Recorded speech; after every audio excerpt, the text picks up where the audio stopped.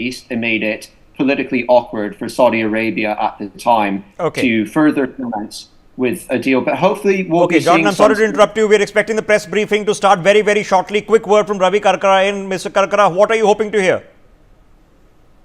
To hear a strong partnership on manufacturing.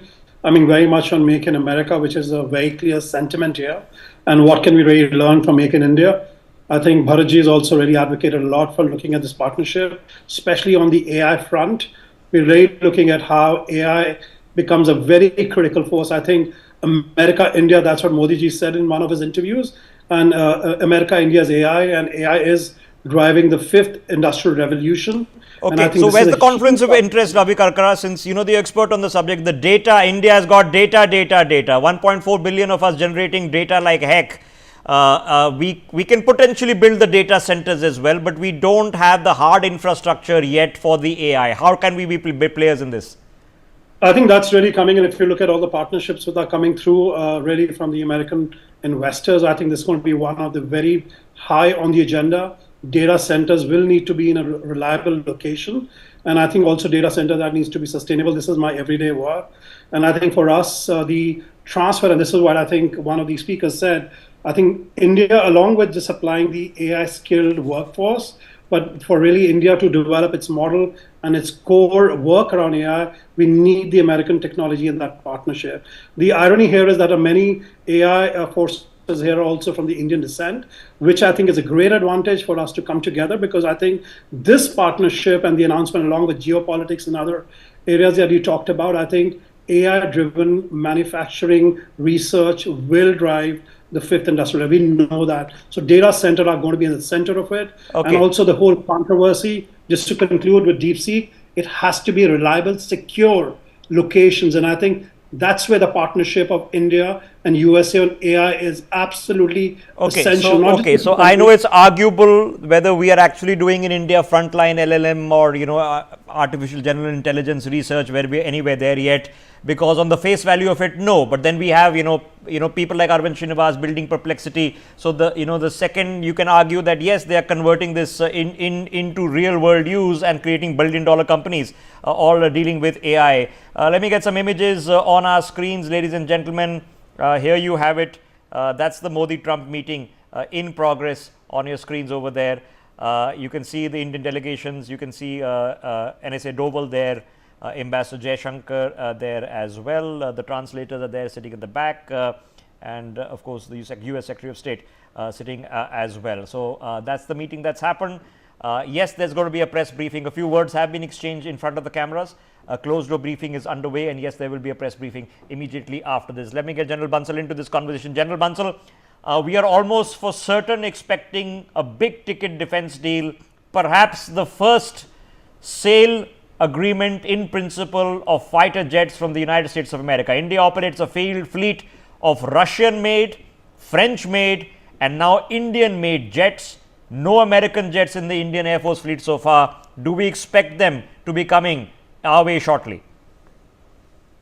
Good morning. There has been a lot of discussion about the F-35 and Su-57 that India should go with, for which one there has been debates, and they both has got their own merits and demerits. The F-35 is definitely an offensive type of aircraft, which can, while the Su-57 is a defensive type. Now, it is a very stealth type aircraft which is available, but its cost is very high. It is almost 60% more than the Su-57. That is one of the reasons that yes, and moreover, the technology transfer, whether they will agree for that or not, this is going on to be a very big thing. But as such, we are getting so many defense equipment. Okay. So General Bansal, we've got the howitzers. We are buying other armored carriers. We are buying UAVs. We've already got the choppers, all right? So it's inevitable, yes, fighter jets. The biggest issue, not necessarily the price, the biggest issue, as you mentioned, is technology transfer. India does not make a jet engine.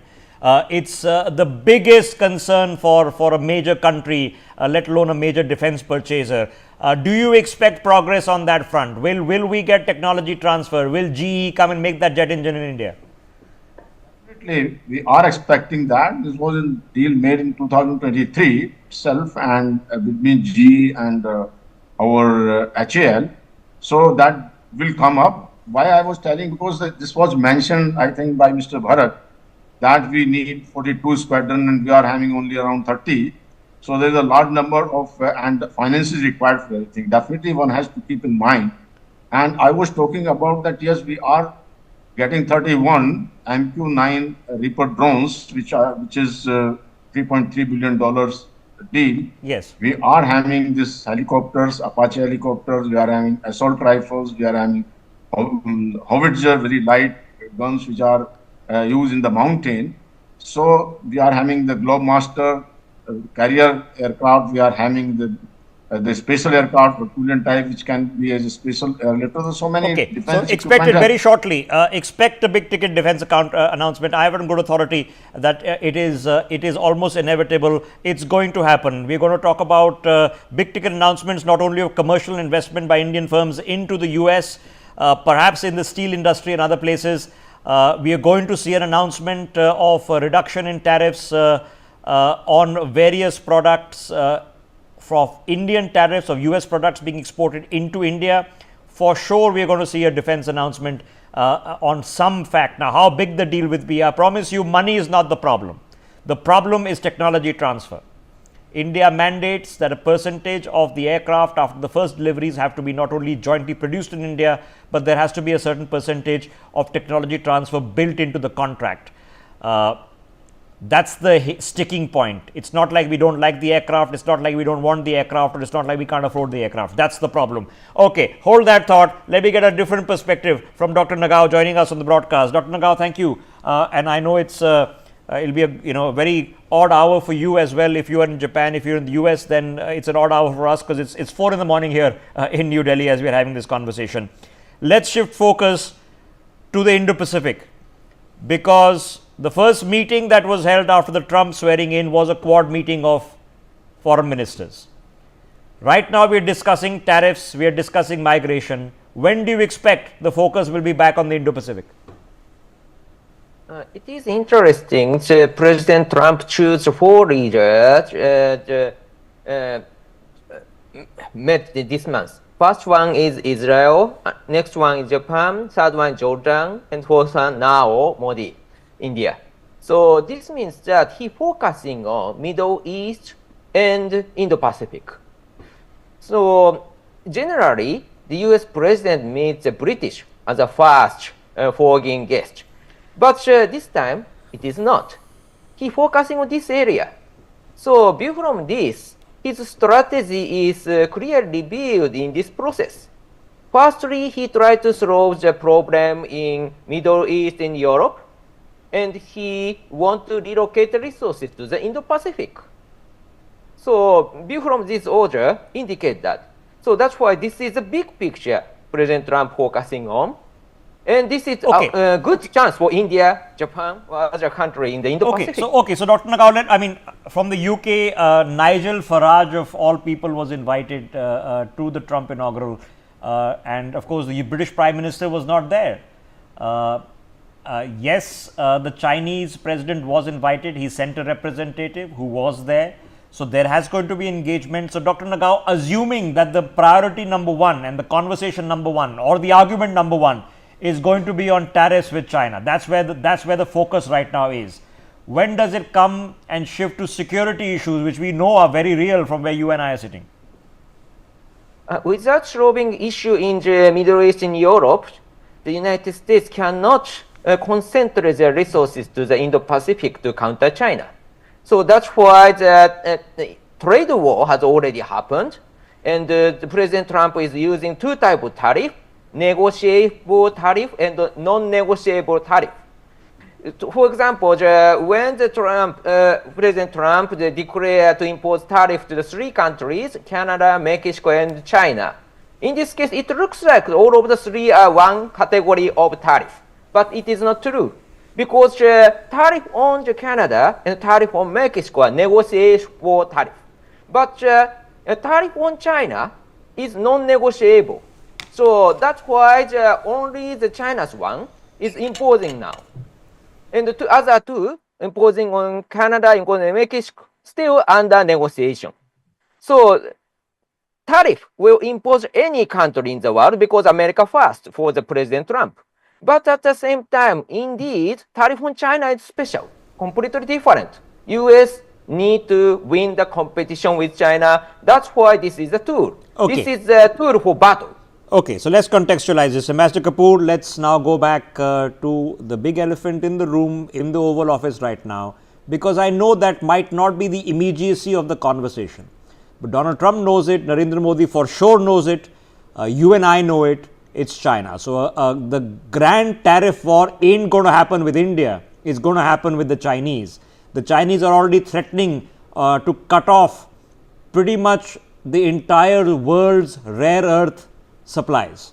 And then, of course, that's on the economic front. On the strategic and security front, Mr. Ambassador Kapoor, where do you see it going? Well, I guess it is going to go in a very positive direction on all the fronts, including the economic front and the political front, because when two such leaders meet, the primary discussions take place on politics and geopolitics, then on the economy, then on the trade aspects, then on the military cooperation, then on geostrategic cooperation, and then on the other issues. So I think there's a lot of common grounds between India and US. Also, if you realize, Rishabh, the Indian economy is the primary driver of the global economy currently. It's growing at the fastest pace for any country. And the Indian market is expanding at a massive rate. And the Indian defense market is also a very important market for the Americans. So for the Americans to also look at the other aspects of economy is very important. In terms of geopolitics and geostrategy, the greatest threats which the Americans are facing, of course, is from China and from global terrorism and jihadi terrorism. And that is the same threat which India is facing. So there's a lot of convergence on that also. Going to be very important issues. The collaboration between India and the US now needs to be increased in multiple fronts. Okay. And instead of just 2+2 ministerial meetings, probably the next step will be, 4+4 or even 6+6 ministerial meetings between the India and the US. So, but are we further away, or because China has its own problems right now? Okay, very serious domestic, economic, populational, other problems for whatever little bit of information leaks out. But are we closer to a crisis in Taiwan, closer to a crisis between Japan and can we listen in? Can we listen in to what's being said?